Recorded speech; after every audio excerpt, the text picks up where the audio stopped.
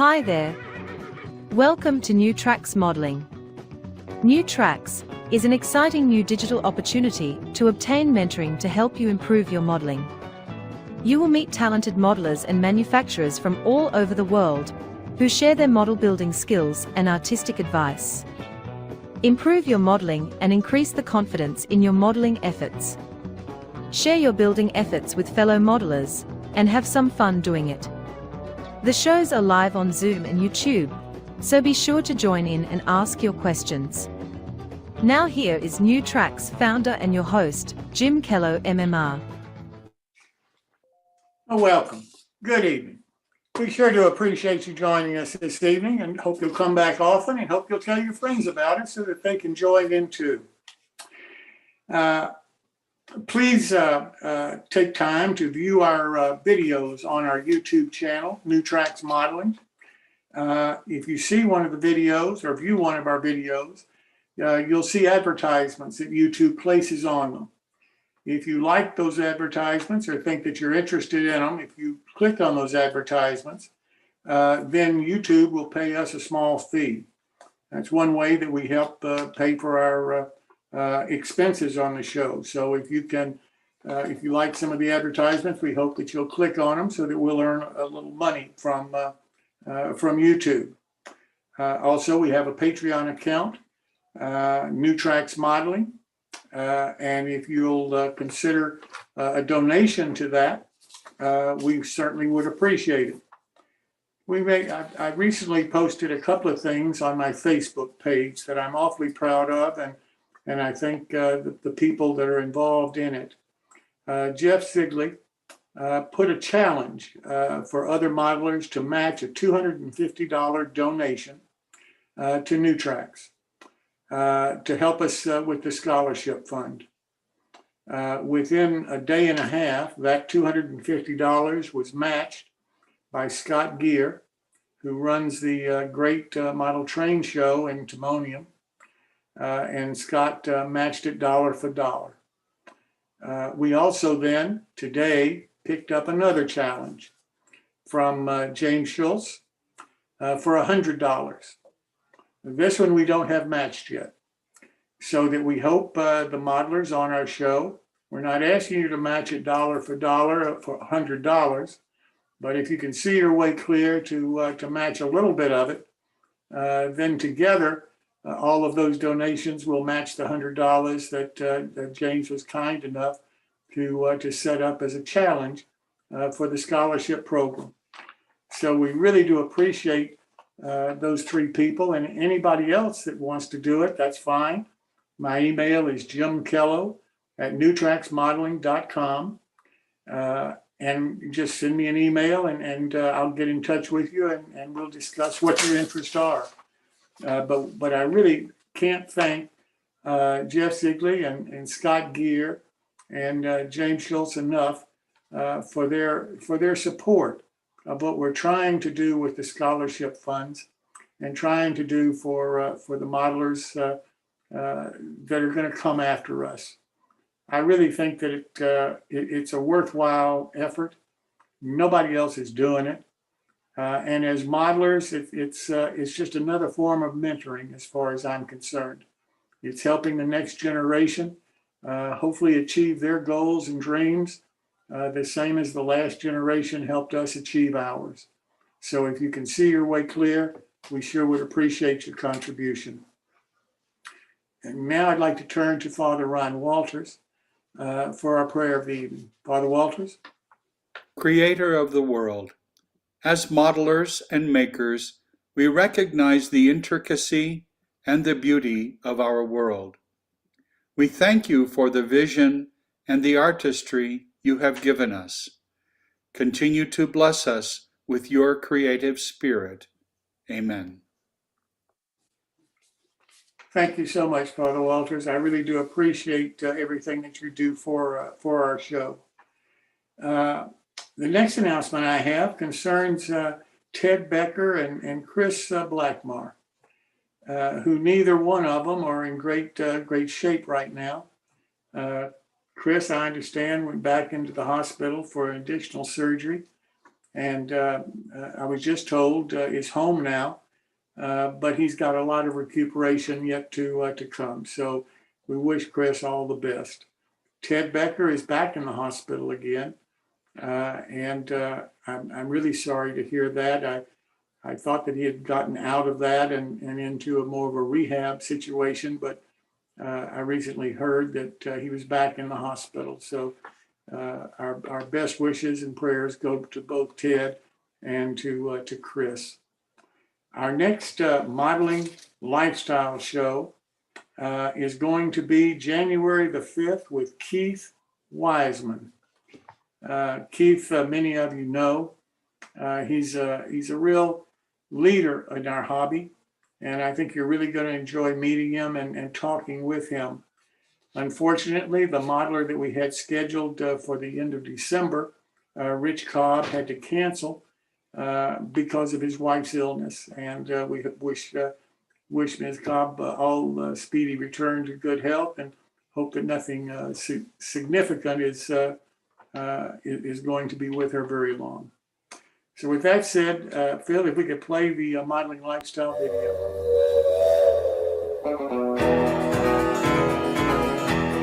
Join the modeling lifestyle at 7 p.m. Eastern Time on December 5th, where we will feature the modeling lifestyle of Keith Wiseman.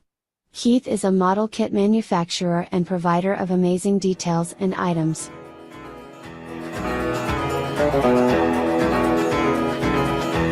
I love the sound of a whistle. Well, I made my plea for funds and donations. Now let me make our plea for just your volunteer time. As you know, all of the people that work on the show and help produce it and get it going and keep it going are volunteers. There's about 23 people that do various jobs for the show to get it to a point where we can put it on YouTube and live stream it on YouTube and produce it on Zoom. If you have some time that you could lend us, we need help with our webpage. We need help in producing the shows. There's just a myriad of small things that we need help doing in order to produce these shows and keep them going. So if you have some spare time, we sure would appreciate your consideration. Next, the build-alongs. We have one starting tonight with Bill Davis, Berkshire Valley models. And Bill will be building the O-scale version of that kit.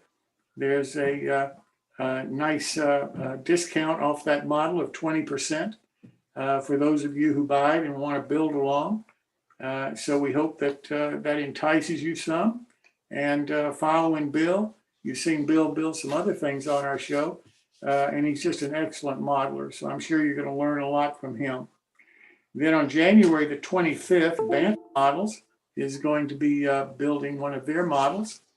And then Atlantis Models is going to build our first vehicle on the show. And it's a fire truck. A gasoline truck.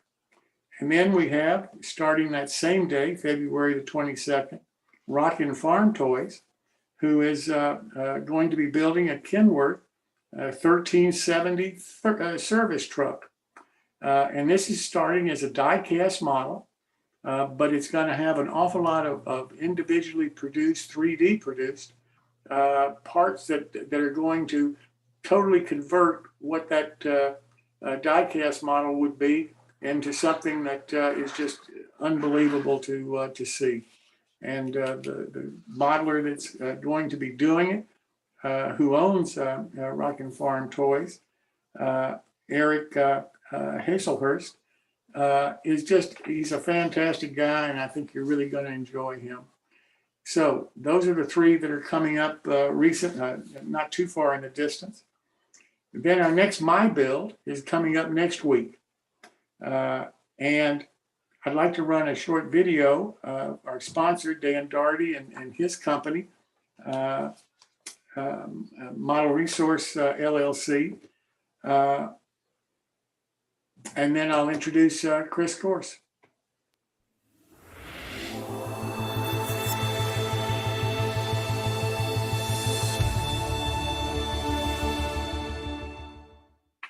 Welcome to the world of scale, O&S railroading. We are your resource for all O&S scale modeling.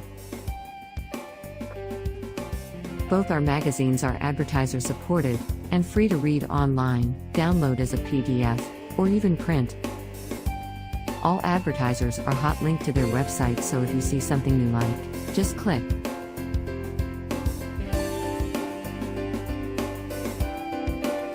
Please check out our websites for the current issues. All back issues available free for the O-Scale Resource and the S-Scale Resource magazines. And, if you are a manufacturer, distributor, or retail establishment, please contact us through our website for advertising opportunities. Well, that being said, let me introduce Chris Course, who is the host for our monthly My Build segments. Chris, welcome. Thanks, Jim. Let's see, the next My Build is next Wednesday, December 21st. To participate, email your photos to me at railrunner130@hotmail.com, and we'll be sure to get those in there. It doesn't have to be the greatest work of art. It could be maybe something you learned from, something you screwed up, maybe something you need help with, or maybe something you found at a garage sale, got a great deal on, and thought you'd like to share it. Either way, just go ahead and send those photos over to me. And if you haven't participated in the past, include a photo of yourself for your title page, and we'll include that. So I'll turn it back over to you, Jim. Okay, and I hope a lot more of you. Chris says that he has 6 modelers that have sent him information and are going to be on the My Build so far. Frankly, I'd like to see that doubled. I really would, because showing your models is one way that you can help people understand, what's being done in our hobby, what people are really working on. And I think that's so important to try to encourage other people that may not be building something right now, maybe to take a shot at building something. So if you have something that you'd like to show, please contact Chris. Well, let's get the show underway now. And our first speaker tonight is Hank Primas. And Hank does our quick tips for us. Hank, welcome. Oh, thank you for letting me back. Yes. Let me see if I can get this going correctly. And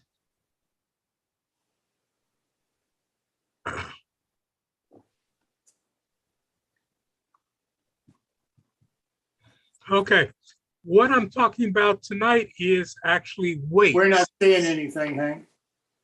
Oh, we're not? We're seeing you, but. Oh. Okay, I messed it up somehow. Try your share screen.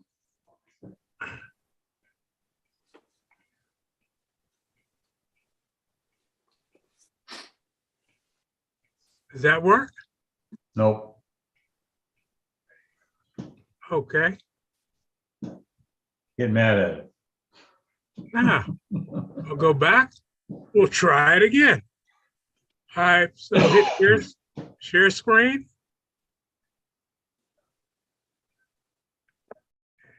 Share the upper left screen.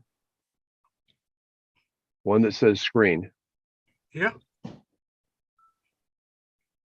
Come on. You've been away too long, Henry. Yeah, I know. Okay, it doesn't want to do anything. So.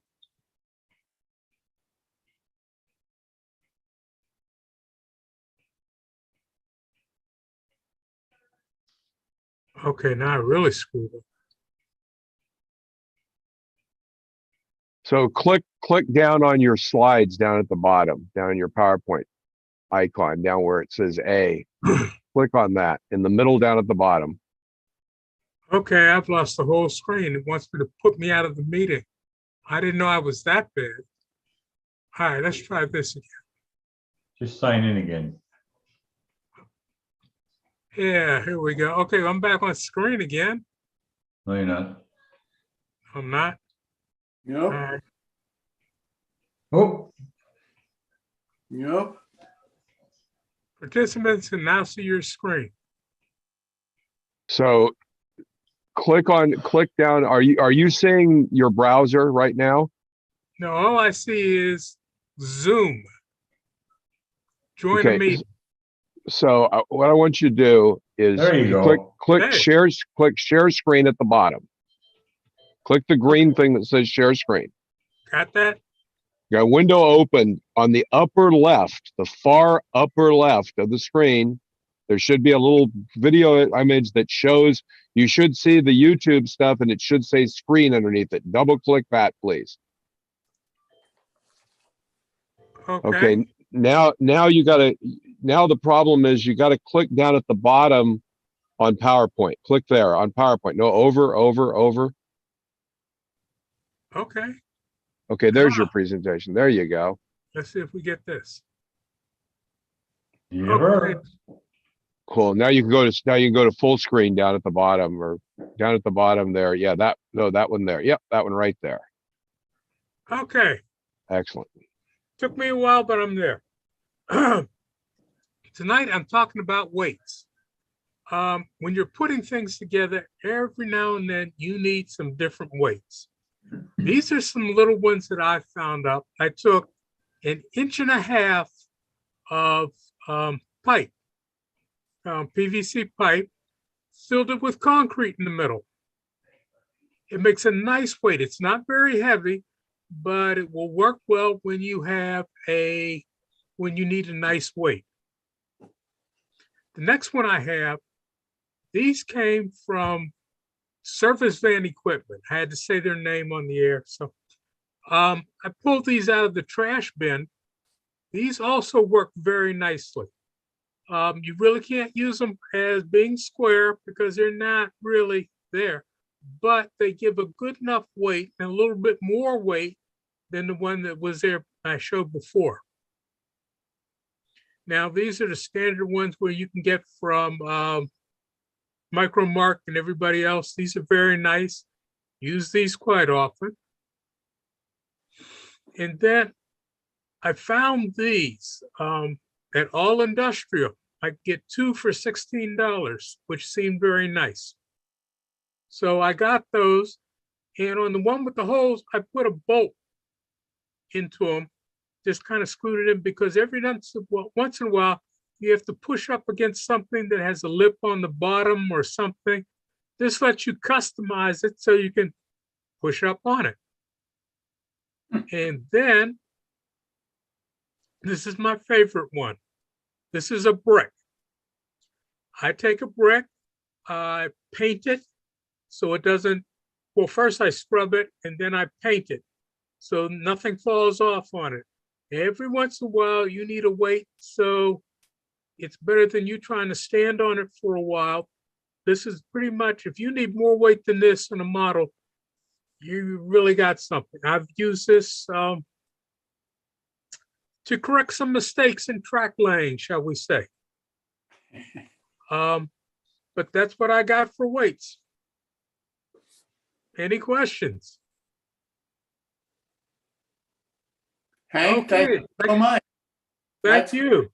I tell you, that's quite a variety of weights you've got. Yeah, but you never know how much poundage you're going to need. Absolutely. Thank you so much. Appreciate it. Well, now let's go to Gary Shurgold, MMR, for his bits and pieces. Gary, welcome. Hello, Jim. How are you? I'm good. Good. How about you? Okay, tonight, let's see if I can do this. Share screen, to share. Hopefully everyone can see that. Yes, sir. And we'll go into slide mode. Come on. There we go. Okay, potential railroad components, everyday objects. Now, bits and pieces for tonight. When I started this series with the help of Jim, got me started, I talked about computers. And there we are there. These little things are just gold mines for model railroaders. So what we're going to talk about tonight is, we're going to talk about when you take this apart, what I did was I saved the base. Now, this is what I'm talking about. Now, this is one kind of a bottom. And the other computer that I took apart when I demonstrated the computer was this piece here, which was the bottom of the computer. Now this is 8.5 inches wide by 15 inches long. And what I did with this was I took some wood, which is 1 inch by 1/8 of an inch.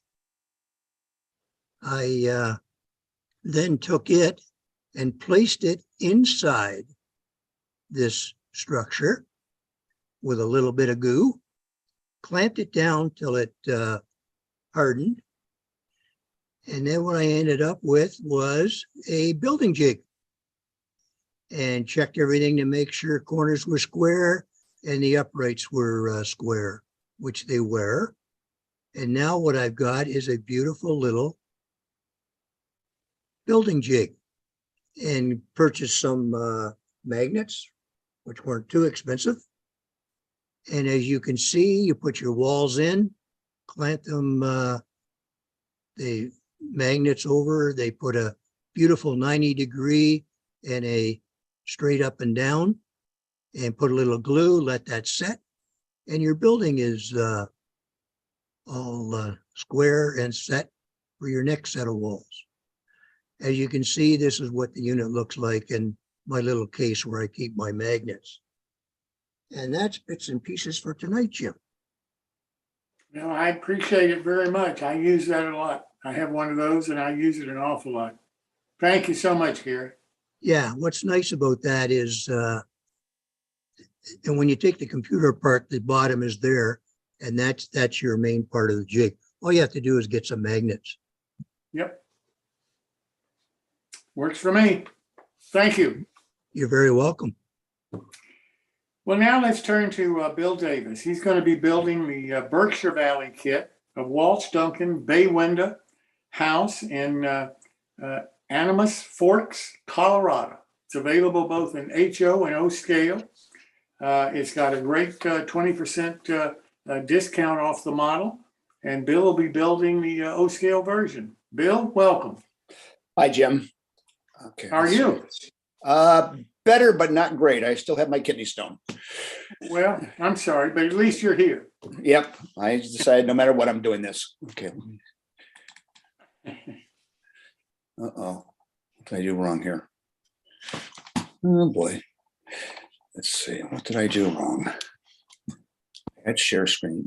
You are sharing screen. Just pick your presentation out. There it Just is. put There your it is. Okay. presentation. There it is. Okay. And where's the full screen button? I need to find that now. I've done this for a little. There it is. Down at the bottom left. There you go. All right. So anyways, Yep. this is a really cool house, and it's very famous, and it's really out of place where it's located as far as location wise, because it's an architectural style that could be anywhere as far as that go. And Animas Forks is a real interesting place. You can still go there to this day. It's a torturous drive in a 4-wheel drive vehicle, but you can still do it. Animas Forks' claim to fame was one of Mears's railroads went up there, which was the Silverton Northern. Otto Mears had the RGS, the Silverton Railroad, the Silverton Glass Door Northerly, and the Silverton Northern. Animas Forks claimed to be the largest city in the world at 11,150 feet above sea level. And that's pretty bold statement, I guess you could say. But anyway, this house was built up there. It was very unique design and for the period. What's cool about this house is, let me get some other pictures going on here. It, as you can see, it fell into very bad disrepair over the years. But what's cool about it is the architectural style. It could be in the middle of Maine. It could be in New England. You could use this building just about anywhere in the country. So it's got a lot of potential from a modeler standpoint of just about what kind of railroad you want to model, you can use this structure. It has been restored, at least somewhat restored.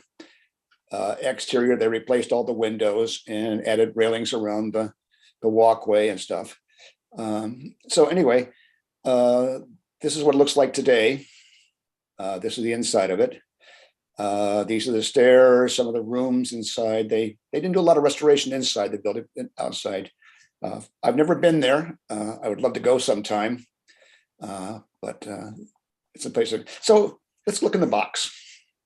So in the box, we have a nice set of instructions, a lot of really nice laser cut materials, specially designed shingles that will work out really great when we're doing like the bay window, which is 4-sided. There is interior detailing, walls. It's just a spectacular kit. Richard Rands, who owns and operates Berkshire Valley, is an amazing businessman, model maker. He's done it since he was a kid, and he knows what he's doing. And everything I've built by this company, and I've built a bunch of stuff, have been spectacular. And this kit is no different. So we'll start off by building the base. The foundation of this building was basically into a hillside. And so Richard designed these pieces to do it. There are five pieces that make up the basic foundation, and then a top piece here which supports the actual structure. So one of the things he put in here was nice is the door was separate, but I didn't think that these laser detailed hinges cut it. So I added Grant line hinges and a wire handle to detail this. I also did some heavy wire brushing, as you can see in the graining on this, so that it would look old and kind of rustic color. I used various shades of browns to achieve the color that I wanted. So here's the basic built up base here. You can see how the hinges look a lot more detailed and a lot more noticeable. Also, the handle really stands out a lot more, and the weathering just came out a lot better overall by having that part done. So next thing I had to do, I had to deal with a base.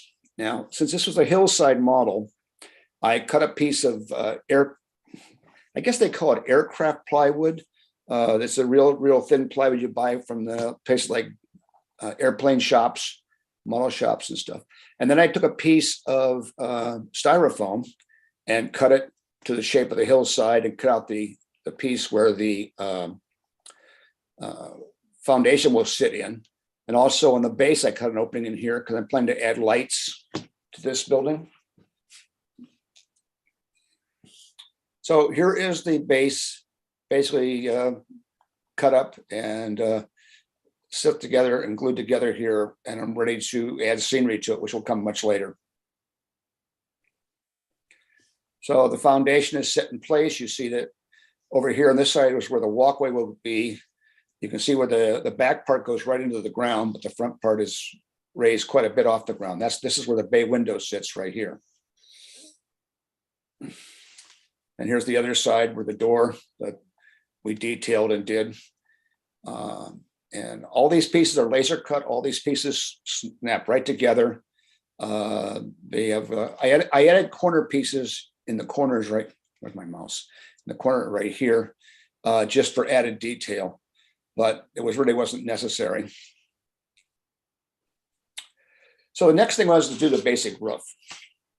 The basic roof consisted of two really nice pieces of laser cut material, and Richard laser cut these lines in it. So when we do the shingles, we don't have to worry about drawing shingle lines because they're all going to be there. Yes, very much so. I agree. Nothing's more than a pain in the butt than trying to get those shingles all to look right, but having nice lines that work from it was a joy. On the inside, he cut laser cut pieces to support the roof pieces, which I built up, and planning this to be removable. I make sure that everything will be assembled in such a fashion to remove. There's a nice little edge piece you can see around the edge here. That's part of the kit. So this is just a really, really well thought out product. And that's it for this week. Next week, we'll start actually building the building. Any questions, guys? Yeah, Bill, if I missed it at the beginning, I'm sorry. Are you building the HO or the O scale? I know it's in both. In this particular case, I am an O-scale modeler. I don't do a lot of HO stuff, but in this particular case, I am definitely doing the O-scale version. Okay, thank you. The HO, I assume, is identical except a little smaller. A little bit smaller, and there's some slight differences in the way the interior walls are done, but Okay, nothing radical. But if you guys are interested, I highly recommend the building. It's a very intriguing looking building. I find myself wondering why they just propped up the bay window like that, but who knows? It's 1880 or whatever. You know, the interesting thing is Martin Breckville and I were talking about this when I was building the actual building, and he says, you know, Bill, this could go anywhere. He said, this could be on the side of a lake and the bay window over a lake. I mean, and I thought, wow, I never thought about that. There's just so many different options on this building. That's why I said if you're modeling Maine, fits right in. If you're modeling to the south, it fits right in. You know, it's just a very, very, very well thought out product. Any other questions, guys? All right. Well, next month. Thank you so much. We'll look forward to seeing you next week to continue the build. That's the plan. I'll be here. Well, I hope your illness gets well. My stone, well, you know, they gave me until January 4th to pass it naturally. Otherwise, I'm going to go, as my doctor says, go get it. Which doesn't sound good. No, it doesn't. Good luck. All right. Well, thanks, guys. Yes, sir. See you next week. And now let's go to Jess Dozier, who owns Hangman Creek Dioramas, for a really super diorama that he's building for us. So Jess, welcome. Everybody see my workbench pretty good? Yes, sir. All right, good. So been out a couple of weeks because of work, but kind of went through the instructions last time, and then the next step was basically just to prime the resin pieces. Now the great thing when you prime resin or any material, I just use good old Krylon camouflage. It dries ultra flat. It goes on really lightly, so it won't obscure details. Again, for wood, I try to use the tan. If maybe, if you want a darker tone, they have a gray and all sorts of colors, but lighter is good. You can always darken something, but you can't lighten something very easily, right? So you don't want to go that route. So Jess, your voice is really low. Oh, okay. Can you hear me a little better there? No. All right. Let me just crank up the volume here, see if that helps.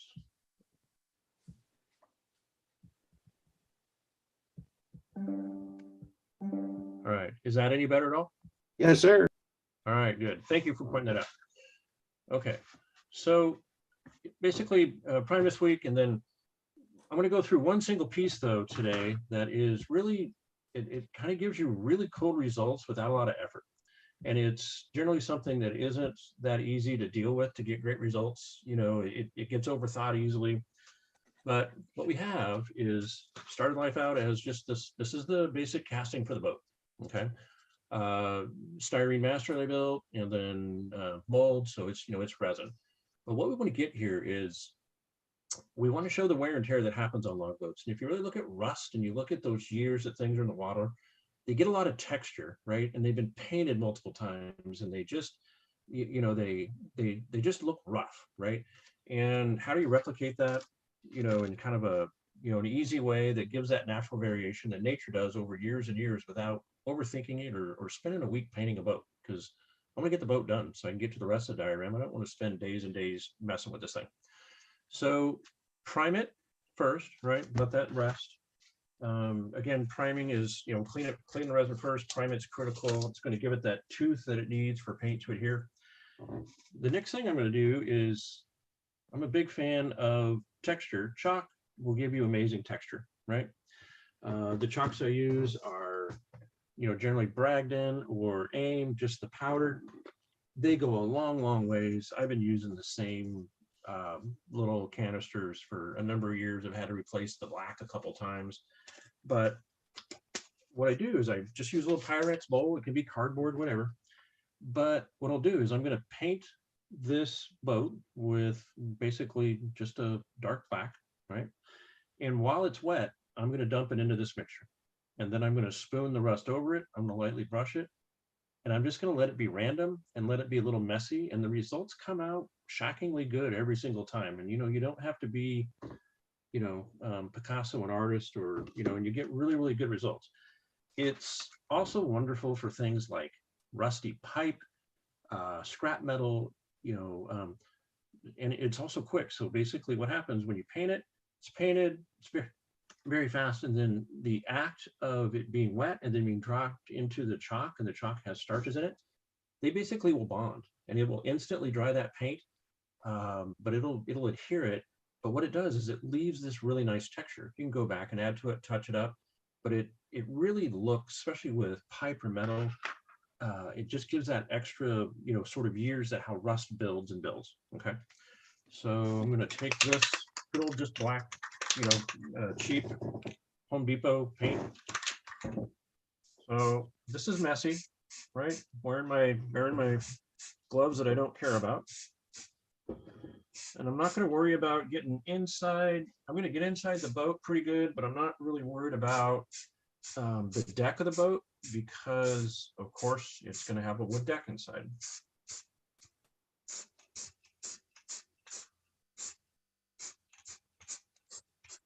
So it doesn't take long.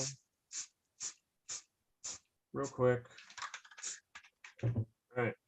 So now I have this gloss black, really wet, messy little boat. I'm going to tip this off to the side a little bit. And literally, I'm just going to coat this thing with this rust everywhere, right? And it's going to get a little messy. It's a little sketchy. You're like, oh God, is this going to come out okay? First couple times I did it, I was like, is this going to work? It's just a piece of resin, big deal. But the results come out really good. And it's easy to touch up if you don't like something. Then I just use a brush. I just go back and I just really work it a little bit. Not any more challenging than that. You don't want to work it with a brush too much. And the reason is that it will, it can obviously get down to the resin itself.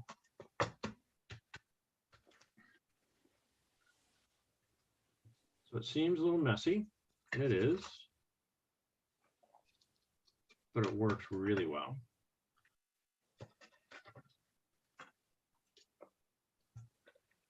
So again, what's happening here is that it's really just bonding with that paint that's there, right? I literally just go through, tip it around.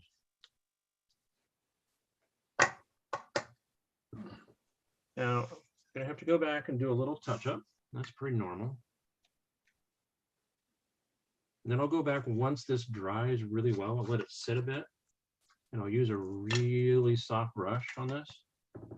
What you get is you get this really cool texture of rust everywhere, right? And you get a lot of variation. And you go back and you do a little touch up, once this really sets well, because it does, it's got to cure a little bit, because the paint underneath's got to cure. You go back, touch it up with some chalks, and maybe highlight a little bit. But what you get is you get a shockingly realistic rust, and then you still can get that, the black paint below it or underneath, a little variation, but really easy method. And it looks like shockingly real without having to, go through, overthinking it or trying to, make it perfect. It's really hard, to, we're used to painting things, but it's really hard to make things look random, right? Without a lot of work. So that's where we're going to sit today. The other pieces, again, I start off with the resin, prime it. I usually hit it with a little bit of just silverwood or India ink to highlight it real quickly before I even go through and do the painting process. And what I'm looking for is if there's any flaws or any cleanup that I need to do. If I missed it, the yellow resin is really hard to see the detail in with, and even in good light. But once you add a primer, all that detail will stand out. It'll also show you if you've got a little bit of flash to clean up or anything else. So it's a really easy way to really kind of take a step. And then You can clean it up a little more and then hit it with a touch of primer and keep going. So this is just a simple wood deck. This is resin. It's been painted with that tan camouflage, and it's just been lightly streaked with a little bit of silverwood. Now that gives it that aged gray look. And what I'll do next is I'll go back and I'll hit some burnt umber washes on some random boards. I'll do a little raw sienna. I won't paint it on. I'll do a little bit of washes. So I just put a little bit of color to get some variation. And then I'll hit it with some more alcohol and India ink. And then I'll go back and dry brush it. And resin is a great material to really replicate wood, resin, metal, kind of through process-based stuff. So this deck, it's going to drop in here inside the boat. That gray contrast with the rusty boat, it looks pretty cool. All right, that's all I have for today. Any quick questions? Well, Jeff, I think you're doing a great job. We look forward to seeing you next week and continuing to build this diorama. Yep, I'll be here. Thank you so much. Thank you. Well, now I want to turn to Alan Rogers for another build along. And I understand from Alan that this one is going to finish his kit of his church. Alan is the owner of New Creations Victorian Railroad Buildings. And Alan, I apologize again for mispronouncing your company's name numerous times. I think I've got it right tonight, and I do really apologize. It is New Creations Victorian Railroad Buildings. Alan, welcome. Thank you so much, Jim. And you need not apologize at all. No need for it. Can't hear you, Alan. What about now? Can you hear me? Yeah, that's fine. Okay. I just saying you don't have to apologize for a thing. Nope, you're gone again. Maybe is this better? Yes. Good. Maybe my microphone's too directional here. Is that better? Yes. Good. Okay. Well, let me go ahead and share my screen here and we'll get right to this. So what you're looking at here is a piece of tile roofing in HO scale, and it's commercially available. It's part of the kit. And superimposed over that is a piece of mat board that's one of the components to the bell tower roof. So I'm just showing you how to cut out these pieces of tile roof before you assemble the mat board, which is the substructure of the roof. So you also want to make the tile pieces just a tad oversized. Give yourself a little bit of extra material. It's naturally easier to cut away material than it is to add it if you need it. So anyway, moving on to the next picture here. I've assembled the substructure of the bell tower roof, those mat board pieces. You can see it doesn't look very pretty, but it's going to be hidden completely by the tile roofing. So moving on here, I've glued the mat board roof to the top of the bell tower. I've gone ahead and placed the big Celtic cross there on the top. You want to get that as straight as possible. And then you just start adding these pieces of tile roofing, and you really want to take your time. You can see that I sort of had a gap there, and if you take more time than I did, you won't get those gaps between your pieces of tile roofing. But you can see it keeps going on there, and we're just building up the tile roof slowly but surely. So I went ahead and finished the tile roof for the bell tower and started the roof for the actual church building. So you can see now pretty far along with the roof, and I've mounted the Celtic cross on the peak of the roof. And I've also made the little portico around the front door, which is a 3D printed piece.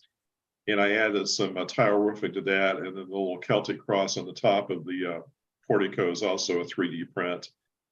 So you can see the building's pretty much done. And that's a view of the front of it. Incidentally, I did not put a bell in the kit for the HO scale version. I just didn't engineer one, and to be honest, a building that small, unless it's way up at the edge of the layout, nobody's going to see it anyway. So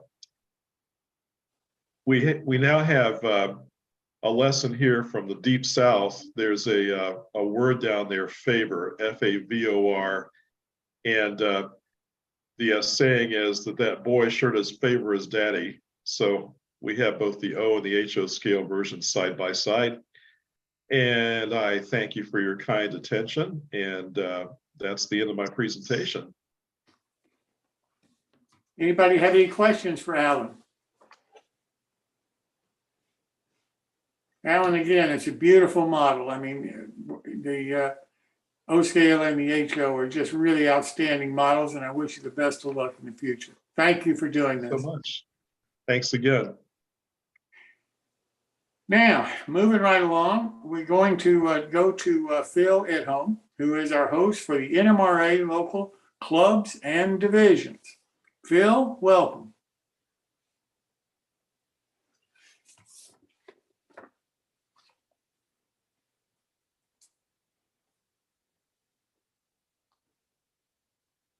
Phil, I've lost you.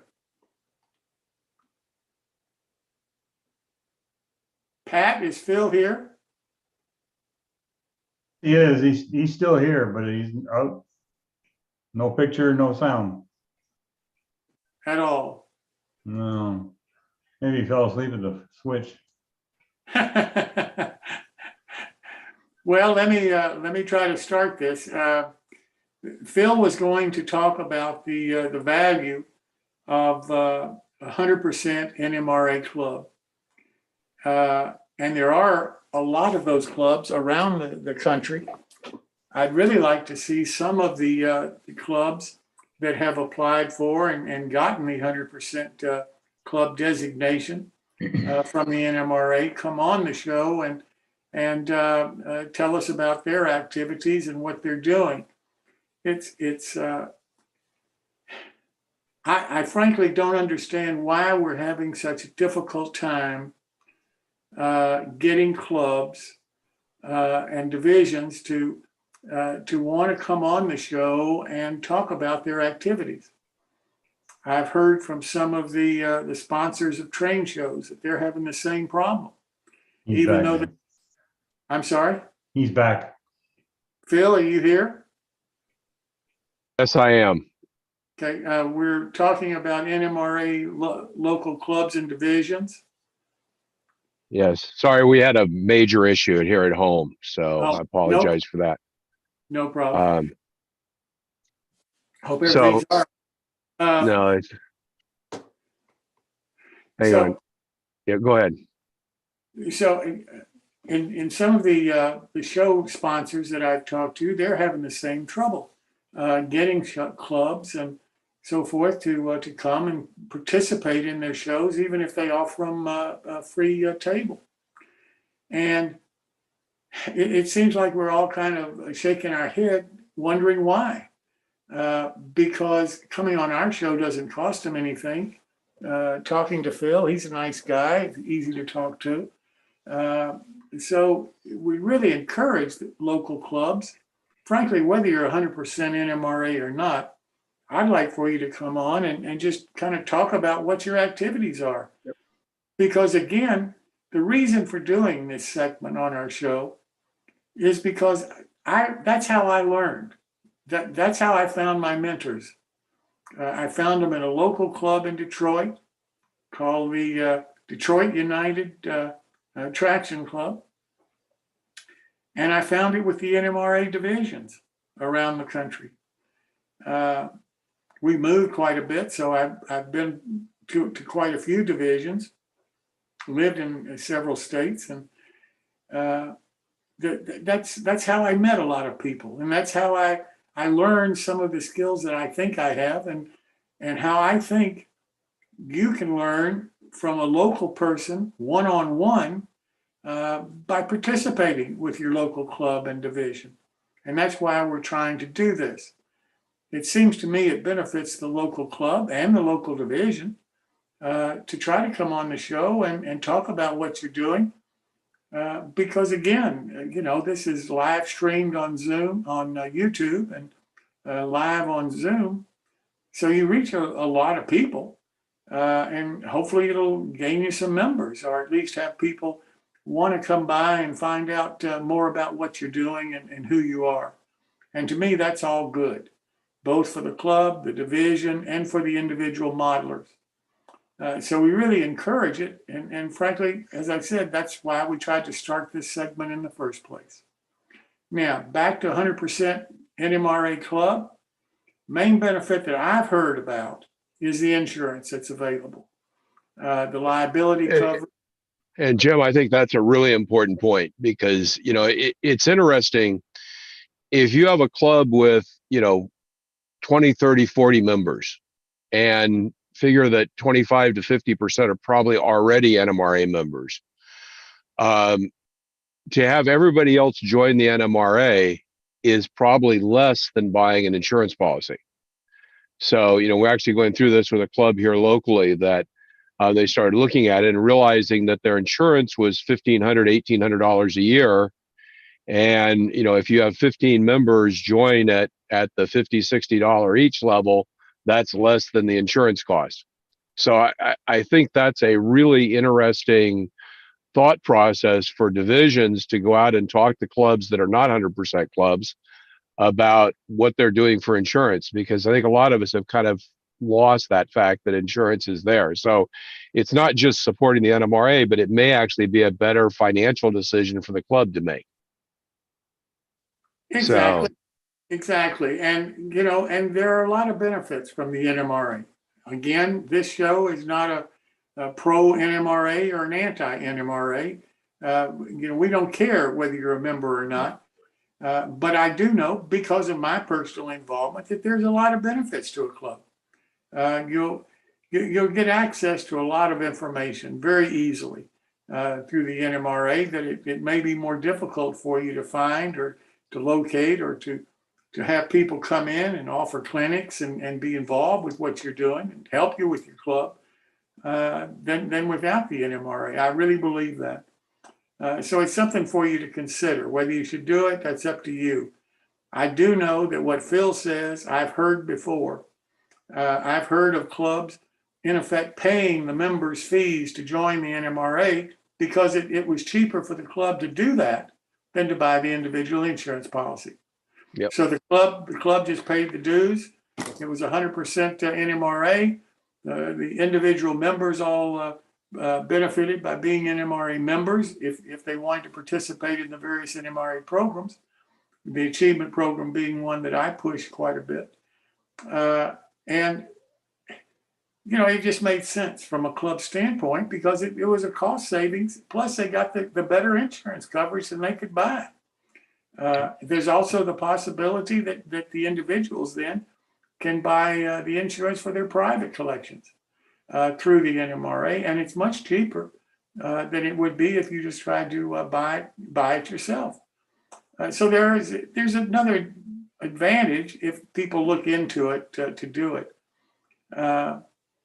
The other thing that Phil and I have talked about is this membership.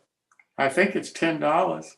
No, it's 20. There's a $20. So one of the things the NMRA has done is it's done kind of I call it, for lack of a better word, a starter membership. It's called, I think, Rail Pass, and it's $20. And what it does is get you a 9-month membership. You actually don't have voting rights during those 9 months. But it is an interesting on-ramp. And so one of the things we've been doing in the out in the PCR, I'm part of the Coast Division, which is part of the Pacific Coast region, is we've kicked off a real focus on how do you do recruiting. And so we started off by a focus on trying to really put down the very, call it, for lack of a better word, focused benefits. So if you're talking to somebody and you only got a minute or two, you know, what are the benefits of NMRA membership? Why do you want to be a member? One of the thought processes we've had is to really use that Rail Pass as a way to recruit people at train shows. Because if you look at where you can recruit people, the conclusion we've come to is that, you know, if you look at train shows, retail hobby shop locations, potentially clubs. Those are the places you can go in a division to actually meet people and meet modelers. So one of the things we've been doing is looking at saying at a trade show, and we actually have a trade show coming up in Sacramento, which is in the Sierra division, one of our divisions, in January. And one of the thought process we had there was to use this rail pass as a way to drive action at the event. So we actually concluded that we're going to add in a $10 from the region stipend if people sign up that day. So the idea is we'll print out about 30 forms. We figure we go for about 30 people doing this. That's $300. Basically, the idea is if you fill out the form at the event to join the NMRA on the rail pass, you give us $10.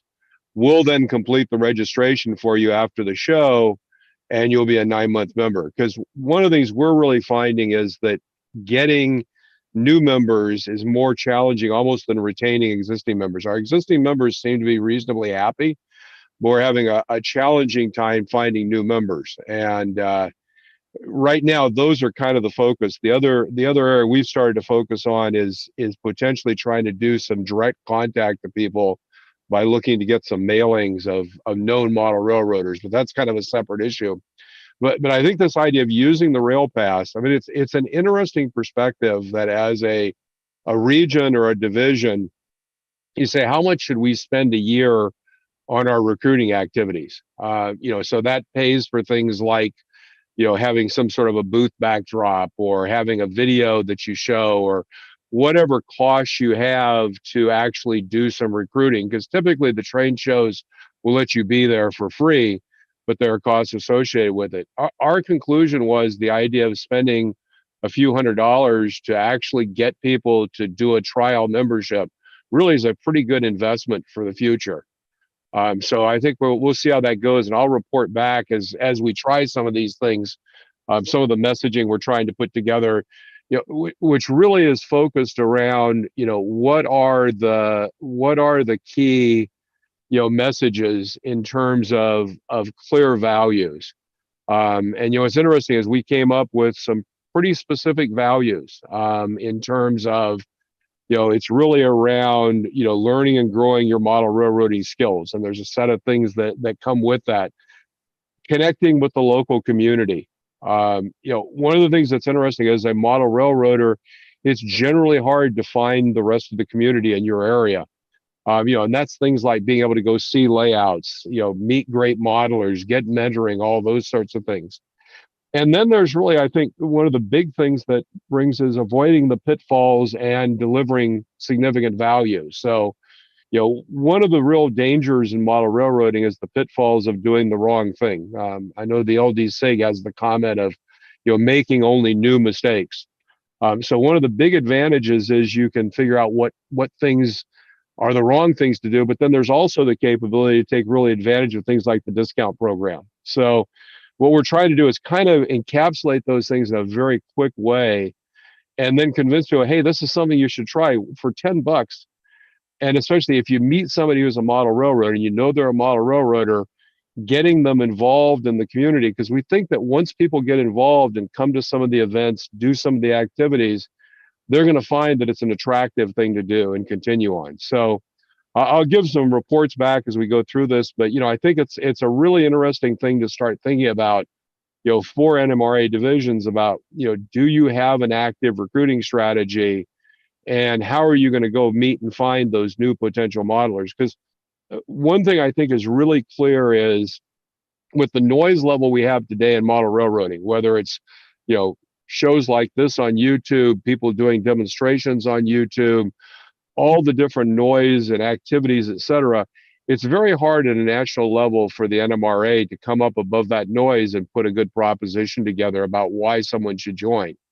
I think really we have to do that locally at the division level, at the regional level. So, one of the things I'd love to do is find out from some of the other divisions, if you're part of a division that's doing recruiting, has a recruiting program, let's, talk about that, get that information out there. We've also engaged with Christina and the folks at the National Marketing Organization to kind of feedback some of the things we're doing. Because hopefully those will get distributed to other divisions as well. So fun times.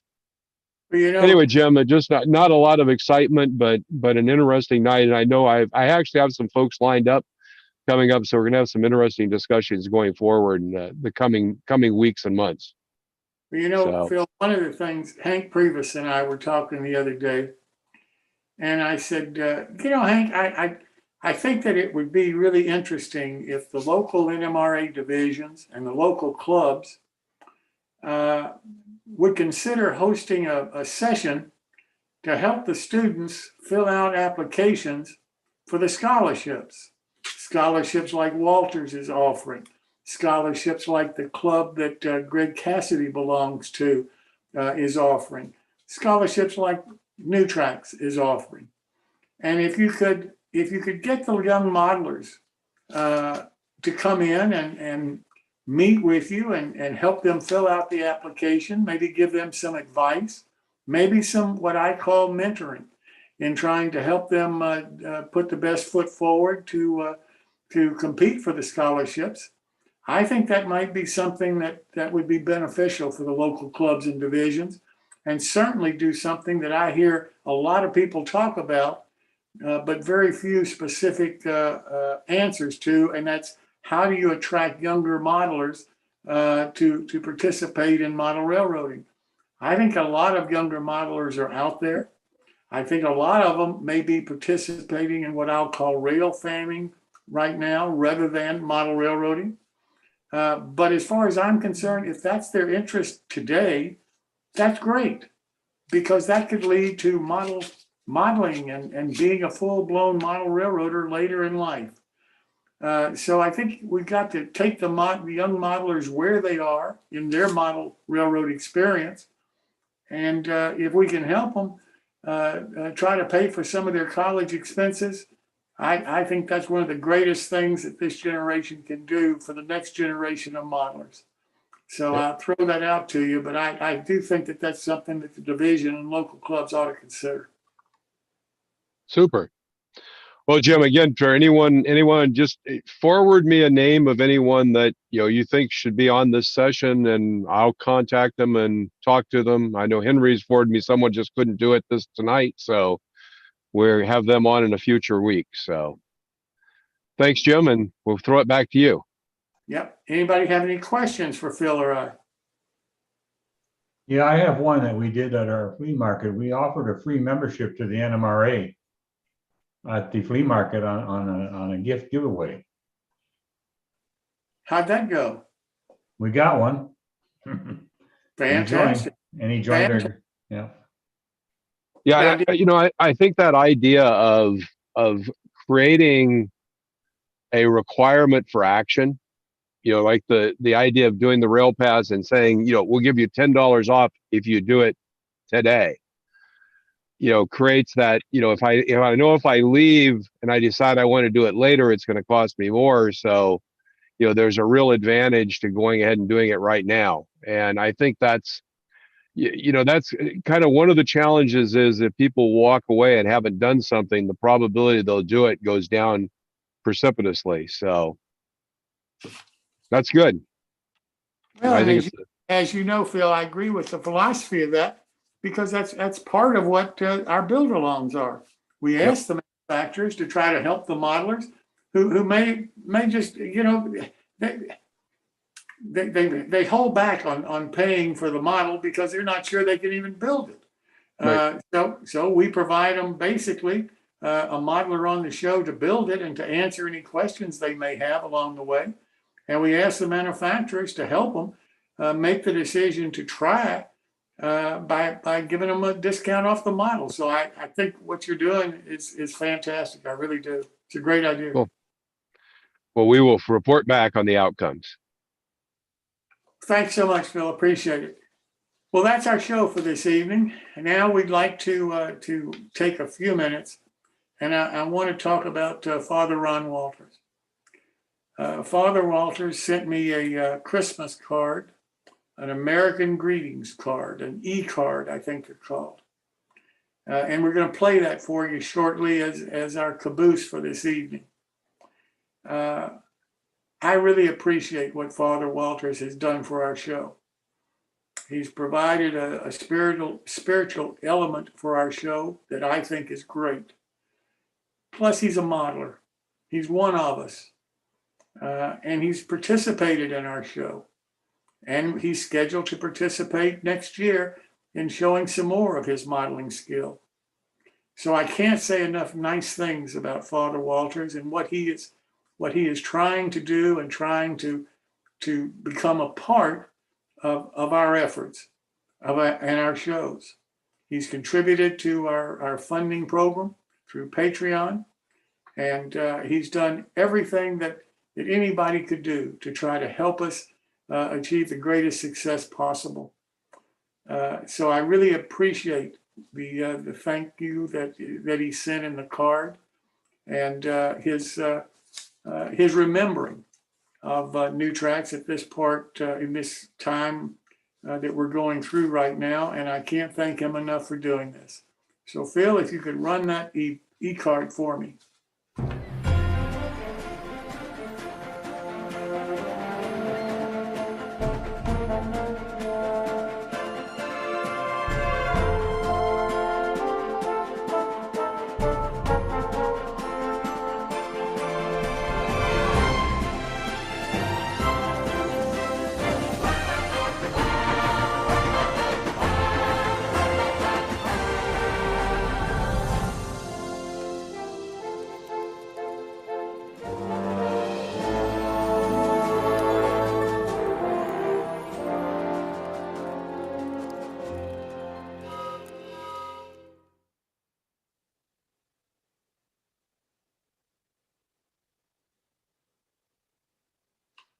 Father Ron, thank you so very much.